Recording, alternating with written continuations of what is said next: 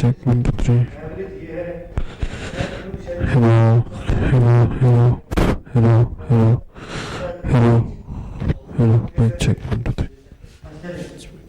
ठीक है ना, ये वाली ये क्या फाइल और ये क्या है 338 मीन क्या है Hello, hello, hello. वो ये निकलेगा 598 माइनस 443 सेपरेशन कितनी है 56 डिवाइडेड बाय 56 ये वाली परसेंटेज दे देगा और ये जो निकालेगा लास्ट में मैंने ये वाली ऐसे दी है डिवाइड करेंगे ये 1% है ये 1% इसने आपको ट्रेनिंग दी है अगर ये सिर्फ कहता है ना कि इससे पीछे कितने हैं तो यूं निकालते ये से आगे इतने परसेंट समझने की बात पता है क्या है शेप क्या है Hello, hello, hello.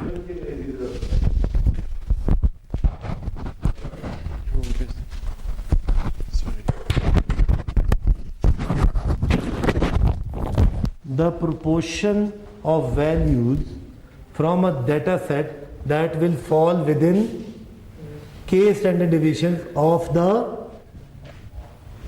mean. Mean से के सारा रेफरेंस मीन है मीन से आगे मीन से पीछे दोनों का सम अच्छा अब विद के is a number greater than 1 अच्छा अब आपने ये सवाल देखें यही सवाल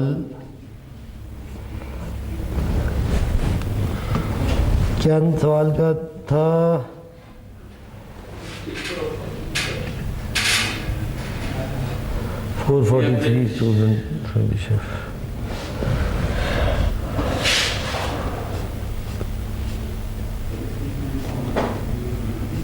खैर ये इसी में मौजूद भी है आपकी एक्सरसाइज में इसका जवाब भी मौजूद होगा क्या नंबर है क्वेश्चन सर 443 सर्च कर रहे हैं 443 the average college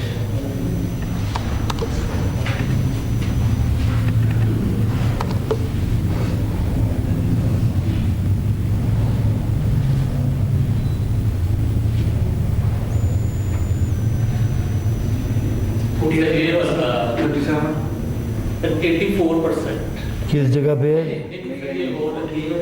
कोई और वैल्यू शायद ऊपर नीचे हो शायद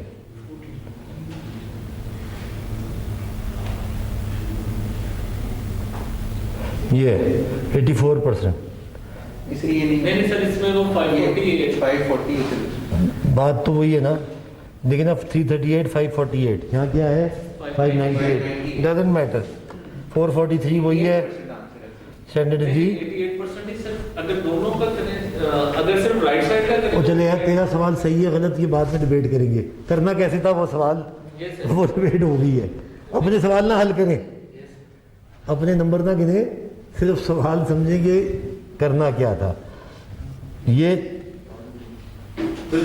इसमें क्या है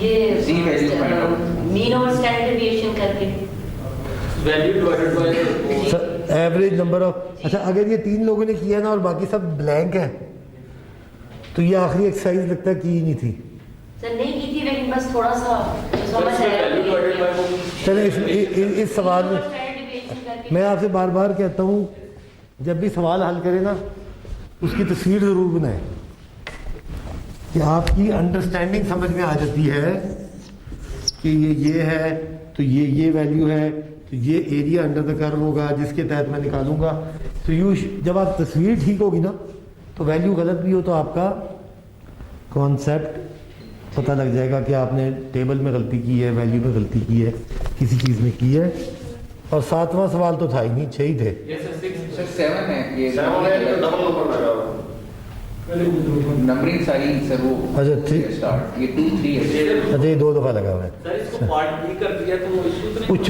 यार खुदा के लिए ये कुछ 5वें दिन मैंने आपका 0 दिया क्वेश्चन 2 में क्योंकि आपने 2 नहीं लिखा यार ये ऐसे तो नहीं होगा ना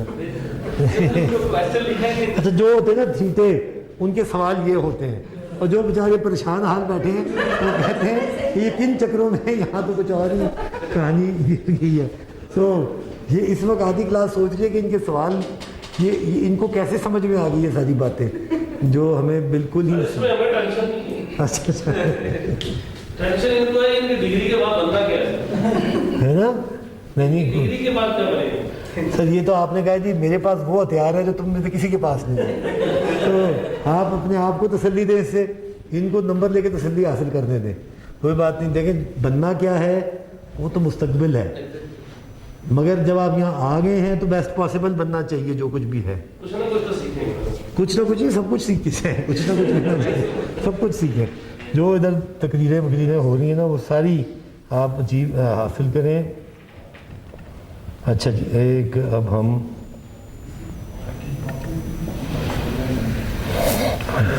तो तय ये पाया कि 50% पेपर तो आपको बड़ा आराम सुकून से कर देना चाहिए था। आपको पेपर है आपका आज किस चीज़ का पेपर है? अच्छा HEC गैट का। ओहो अल्लाह आपकी मुबारक करे, जाए बिस्मिल्लाह लग जाएगी। नाम उनके आते हैं किसी को? दोनों सद्दाम। ठीक। अच्छा अब हम ना सीधा सारी कहानी छोड़ के ना सर छलांग मार रहे हैं चैप्टर 6 पे। और 4-5 का कोई लिंक नहीं सर छठे के साथ? लिंक तो जाहिर है मगर जहाँ ज़रूरत पड़ी 3 तक उसका है। नहीं है तो सब कुछ तरतीब में, मगर हम कुछ चीज़ जहाँ ज़रूरत पड़ेगी वहाँ पढ़ लेंगे आगे। हम इतना पूरी तरतीब से क्योंकि हम इस किताब को फॉलो नहीं कर सकते, हमने आगे भी बहुत कुछ पढ़ना है। तो हम जहाँ रेलेवेंस नहीं, जहाँ पे कोई दरकार होगी वहाँ पे मैं पीछे वाली चीज़ पढ़ा दूँगा। मुकम्मल नहीं है लिंक।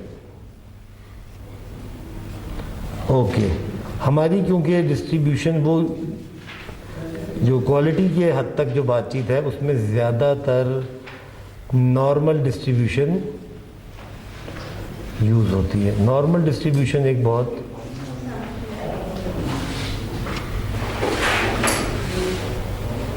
चैप्टर 6 की स्लाइडें भी हैं खैर। ओके नॉर्मल डिस्ट्रीब्यूशन हम बार बार पढ़ चुके हैं कि वो डिस्ट्रीब्यूशन जो कि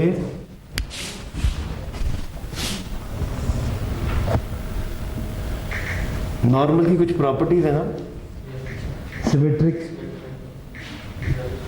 अगर नॉर्मल हुई तो 1 और 2 स्टैंडर्ड डिवीजन में 68 95 97 और 99 ये इसी की प्रॉपर्टीज़ हैं नॉर्मल डिस्ट्रीब्यूशन की। एरिया अंडर ये लाइन कभी टच नहीं होती नॉर्मल की, नज़दीक होती जाएगी मगर नेवर। तो 100% एरिया अंडर द कर्व कभी भी नहीं आएगा, मगर 99.99999 तक पहुंच जाएगा तो हम अप्रोक्सीमेट कर लेते हैं। नॉर्मल की कुछ प्रॉपर्टीज होती है। जितना भी डाटा होता है जो अनबायस्ड डाटा होता है, अनटेम्पर्ड डाटा होता है, रैंडम डाटा होता है, एक्सपेक्टेड ये है आइडियली कि वो नॉर्मल होगा। Randomness is equally symmetric. Randomness का मतलब है कि आगे भी हो सकता है पीछे भी हो सकता है। 10 वैल्यूज आगे होंगी तो 10 ही पीछे होंगी, वो जो जितनी आगे होंगी तकरीबन उतनी पीछे होंगी। अदरवाइज अगर ऐसा ना हुआ तो डेटा स्क्यूड है, झोल खा रहा है।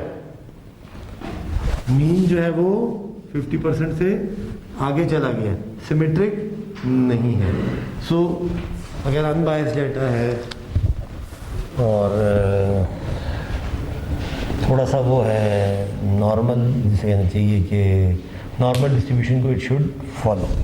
सो हम जो हमारा क्वालिटी का जो सारा पर्सपेक्टिव है उसमें we expect the distribution to be normal. अब हमें देखना चाहिए कि what are normal distribution, its application, then we'll follow जिस तरह शैबी शेफ एक स्टार्टिंग था एक सेंट्रल लिमिट थ्योरम। और ये चीज़ हम 6-4 नहीं पढ़ेंगे, नॉर्मल अप्रॉक्सीमेशन टू बाइनोमियल, क्योंकि हमारी क्वालिटी में इसकी अभी रेलेवेंस ज़रूरत नहीं है। तो हमने सिर्फ 1 2 3 पढ़ने हैं। अच्छा जी, ये अगर आप देखें, as the sample size increases, as the number of sample increases and the sample size also increases, the distribution approaches normal. ये देखें, ये बड़ी बड़ी क्लासें बनाई हुई थी, जो क्लासें थोड़ी छोटी कर दी,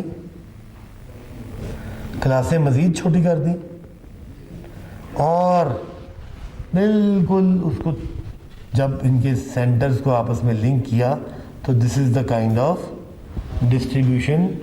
सो हिस्टोग्राम फॉर सम, बड़ी बड़ी क्लासें बनाई तो उसकी कोई और शक्ल बनी, छोटी की तो और बनी, तो छोटी की तो और बनी।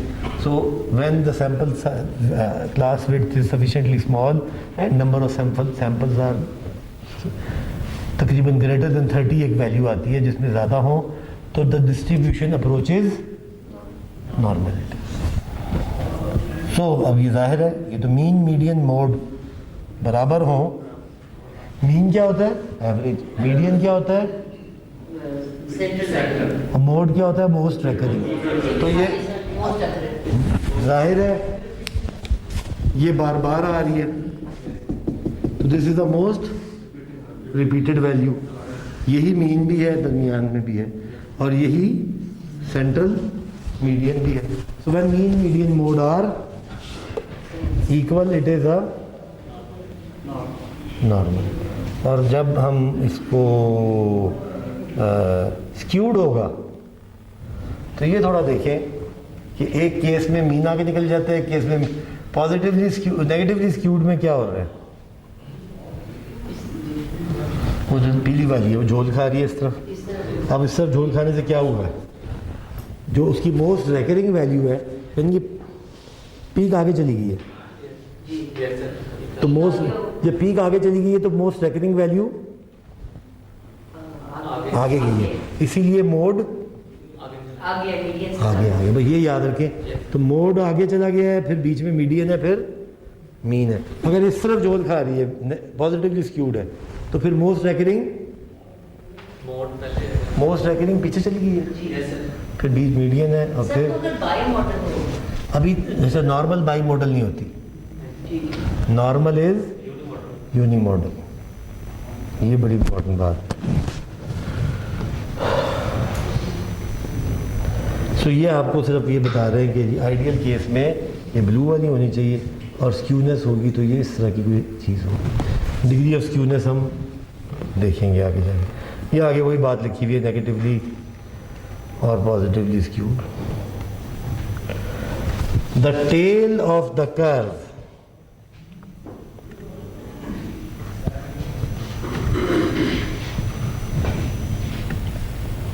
indicates the direction of skewness. Right is, tail किस तरफ है? ये टेल है, इधर टेल क्या है? अगर ये टेल है तो ये क्या कह रहा है इसको? It is left is negative. अगर इधर टेल है ना तो ये, इधर टेल है तो ये पॉजिटिव है। ऐसी है।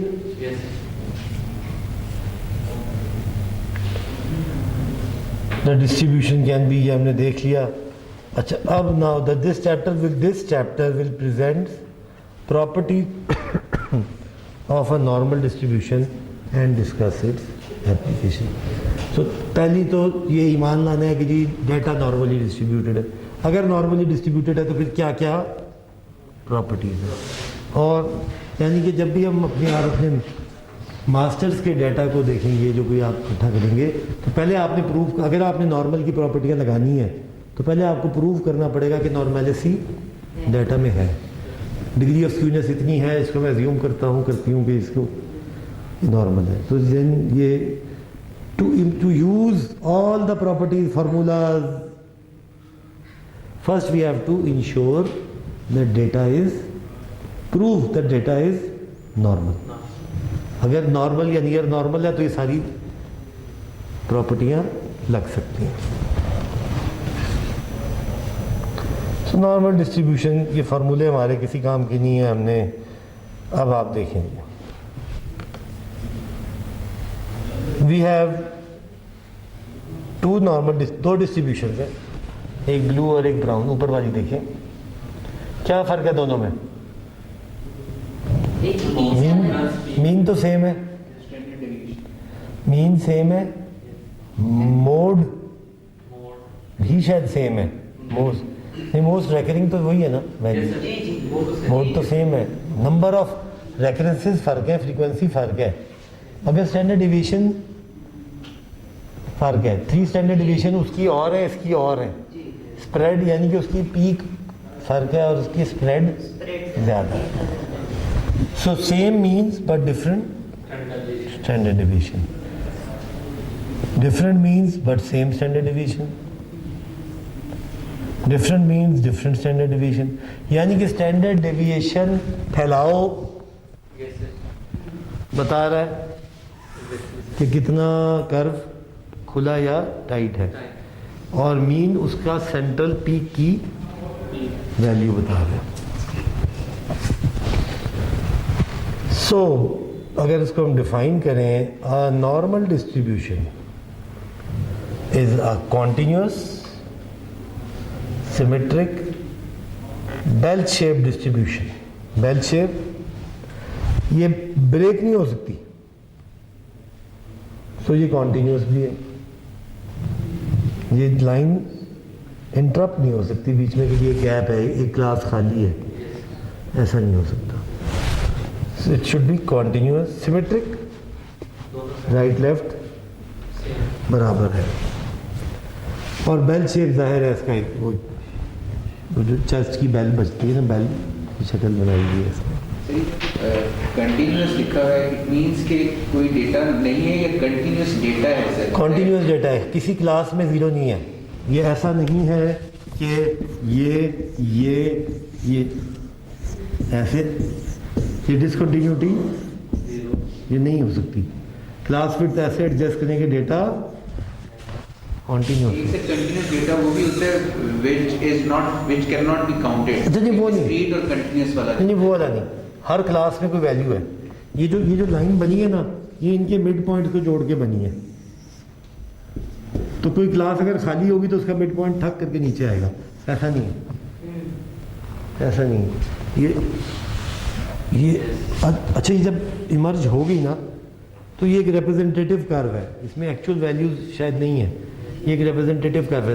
तो representative curve should be continuous, there is no interval between the curve. Properties, अब ये 8 प्रॉपर्टियां हैं इसकी, तो सेम रिपीट हो रही हैं बातें।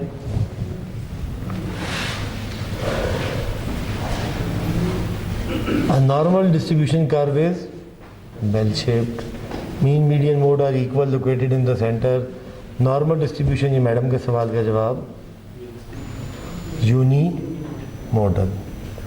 The curve is symmetric about the mean. Curve is continuous, there are no gaps or hole. For each value of x, there is a corresponding value of y. The curve never touches x-axis theoretically, no matter how far it goes. The total area under the normal distribution curve is equal to 100%. 1 जाहिर है curve कभी touch नहीं करता, मगर हम तकरीबन वही मैंने बात की थी 99 पॉइंट सम तक approximate. The area under a normal, 1 standard division में 68%, 2 स्टैंडर्ड डिवीजन में 95% और 99.7। ये कोई नई प्रॉपर्टी नहीं आई, सारी हमने ज़बानी बातों में कर दी थी, इनको लिस्ट डाउन कर लिया तो ये 8 प्रॉपर्टियां बन गई।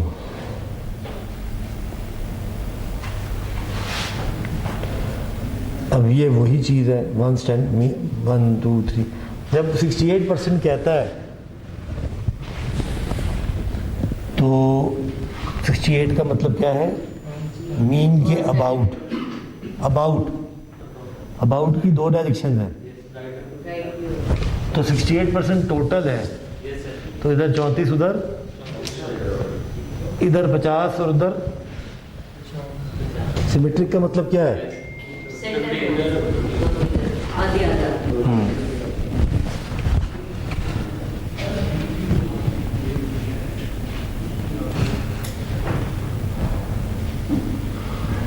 अच्छा जी, यहाँ तक तो कोई रूटीन की बात नहीं, हमने जो सारी बातचीत सुनी हुई थी, पीछे टेबल भी मौजूद है, हम उसको भी अभी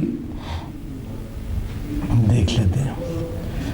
और अगर हम इसको अलग अलग कर लें तो ये 95 का मतलब क्या है? 68 तो बीच में से निकल गया, इसके और उसके दरमियान में 13.59 कैसे आया? ये समझ में आ गई बात? ये कैसे आया? सर ये इन दोनों का डिफरेंस लिया है आपने। 1 और 2 का डिफरेंस। ये जो है ना बेसिकली इसका और इसका डिफरेंस है। तो क्या टोटल ये कितना है? यहाँ तक कितना था? 95 का हाफ 47.5 ऐसी है। 47 और 34 डिफरेंस कितना हुआ? 13। तो बाकी पॉइंटों में आ गई वैल्यू। और इन दोनों का डिफरेंस भी इसी तरह। सर ये क्लियर है? नहीं दोबारा सर। ये वो चैप्टर 3 वाला जो है ना, वही सिंगल डेविएशन, डबल और थर्ड। बिल्कुल ये वैल्यू आपको समझ में आई? ये 2.28 कैसे आई? सर से पूछ रहा हूँ। नहीं देखें इसको एक दफ़ा बड़ा, क्योंकि आगे सारा इन्हें वैल्यूज़ का हेरफेर है। 1 स्टैंडर्ड डिवीजन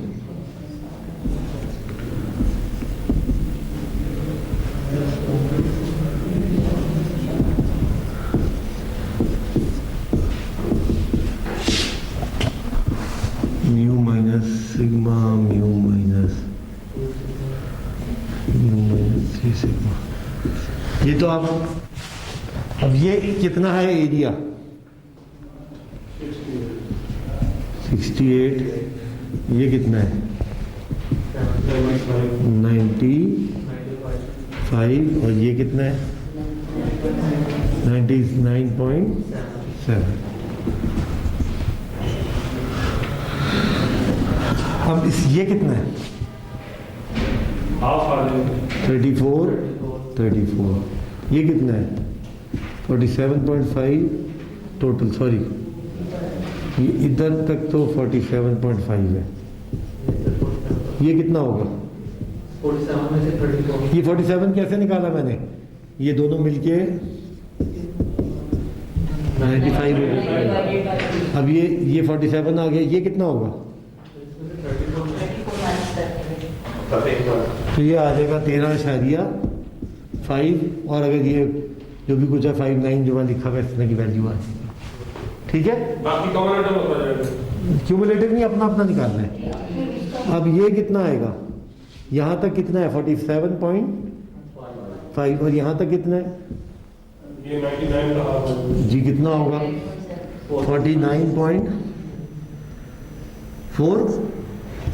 नहीं 98 बनता है ना, फिर भी सर 37 कुछ आएगा तो 48। चले 49.4 तो क्या माइनस कर दे तो 2.2।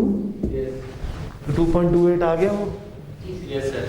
सेम जितना इधर है सारी उस तरह। ठीक है सर, ये कर्व्स के साथ खेलना विद रिस्पेक्ट टू परसेंटेजेस हमें बड़ा क्लियर होना चाहिए।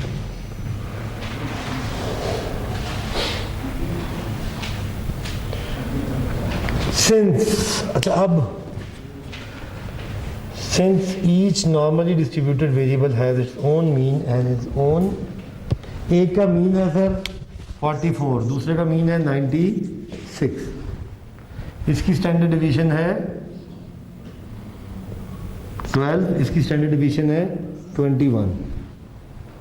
इन दोनों को कंपेयर करना है तो कैसे करेंगे? दो डिफरेंट है ना, हमने चैप्टर 3 में भी पढ़ा था कि फिर हम इसको स्टैंडर्डाइज कर लेंगे।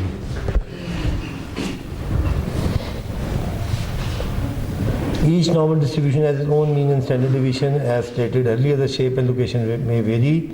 in practical application, then you have to have a table of areas under the curve for each value. To simplify the situation, we call standard normal distribution. यानी कि normal के साथ अब एक लफ्ज़ स्टैंडर्ड लग गया. स्टैंडर्ड लगने का मतलब क्या है? z वैल्यू आ गई.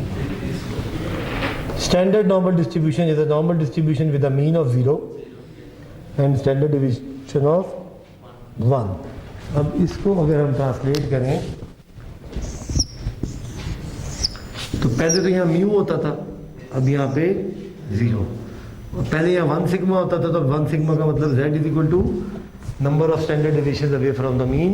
तो 1 2 3 एंड इन बिटवीन छोटे छोटे पॉइंट्स होंगे. तो इसको हम कहते हैं, इस तरह की डिस्ट्रीब्यूशन को हम कहते हैं स्टैंडर्ड नॉर्मल. फार्मूला z निकालने का तरीका बहुत आसान है. Value minus mean divided by standard deviation. Value क्या थी? x minus mu upon sigma. अब द फार्मूला, इससे अब हम देखते हैं z स्कोर निकलता है. अब ये आपके सामने ओरिजिनल वाली है. ये 1 स्टैंडर्ड डेविएशन का मतलब क्या है? z is equal to 1. और यहाँ पे ये एक्चुअली म्यू था, तो म्यू पे जब मीन पे z की वैल्यू, z क्या चीज़ है? Number of standard deviation away from the mean.